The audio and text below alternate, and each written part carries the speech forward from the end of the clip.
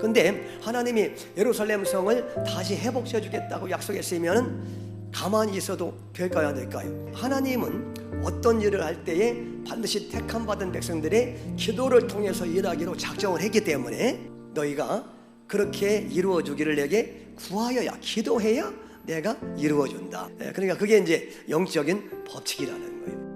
예수님은 그래서 말이죠, 이 땅에 오실 때에 예수님은 의인을 찾으러 오셨어요, 죄인을 찾으러 오셨어요?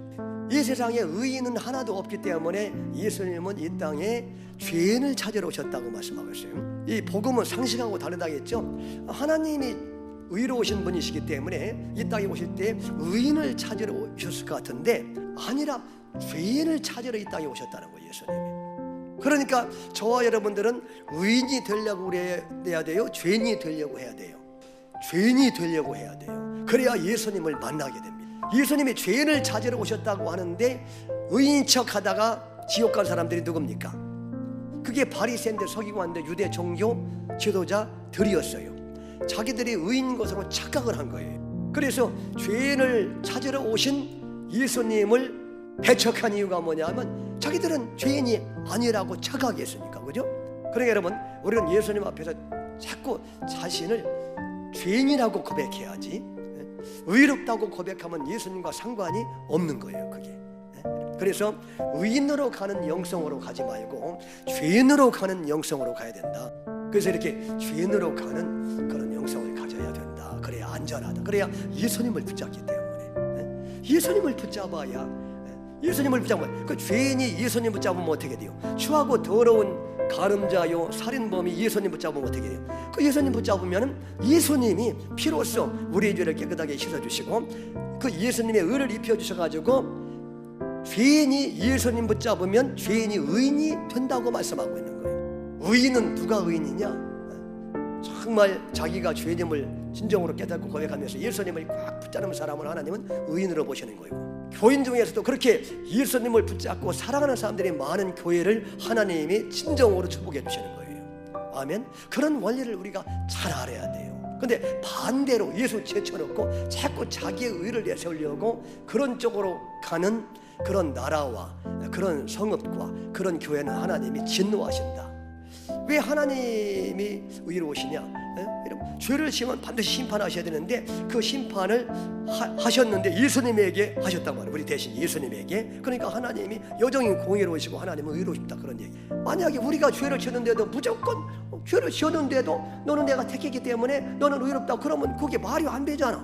죄를 지었는데도 아니 죄에 대한 어떤 공의를 나타내지 않고 형벌을 주지 않고 무조건 의롭다고 하면 그게 하나님이 불의하시지, 그게 의로우시냐고. 그런데 우리가 죄를 지어서 죄값을 받아야 되는데 죄값을 자기 아들에게 대신 치르게 하셔서 아들이 비참하게 십자가에서 찢기시고 피를 흘려주셨잖아요. 그래서 아들에게 그 죄값이 넘어간 거야. 그러니까 하나님은 여전히 의로우신 거야. 그러니까 하나님의 공의는 여전히 나타나고 있는 거예요. 그것도 하나님의 아드님이 대신해서 죄값을 대신 담당해 주시니까 누가 봐도 의롭다, 하나님은 공의로우시다. 이게 하나님의 놀라운 지혜라는 거예요. 그런즉 자랑할 때가 어디 있느냐? 있을 수가 없느니라. 그러니까 우리가 이렇게 예수님을 믿어서 의롭다함을 받고 복을 받으면서 사는 것이, 우리가 뭘 자랑할 것이 있느냐? 우리가 지푸리나 우리가 은혜로운 예수님의 말씀을 듣게 하시는 것이 이게 너희의 행위냐, 이게 너희의 공로냐, 너희의 잘남이냐, 아니라는 거야. 그게 전적으로 예수님의 은혜지, 예수님의 은혜지. 아멘. 롯도 사실은 소돔과 고모라 성이 멸망받을 때 함께 멸망받아 마땅한 존재였다. 아브라함을 생각했다는 얘기가 바로 그 얘기입니다. 아브라함의 중보기도, 애타는 그 애끓는 중보기도를 생각하사 롯을 그 성을 엎으시는 중에서 내보내셔서 구원해 주셨느니라. 여러분, 모든 성경은 누구에 대한 것이라 했어요? 예수님에 대한. 결국 그러니까 지금 예수님의 사역을 지금 얘기하려고 이런 말씀들을 기록하고 있는 거예요, 여러분. 아브라함은 예수님을 정확하게 지금 예표하려고 하는 거예요, 하나님이. 그러니까 저와 여러분들은 죄 때문에 다 멸망받아야 마땅한데 예수님의 중보 사역을 통해서, 그리고 예수님의 중보 기도를 통해서 저와 여러분들은 살아나는 존재이고 구원받은 존재이고, 복을 받으며 살다가 천국 가는 존재임을 알라고 지금 우리에게 말씀하기를 원하는 줄로 믿습니다.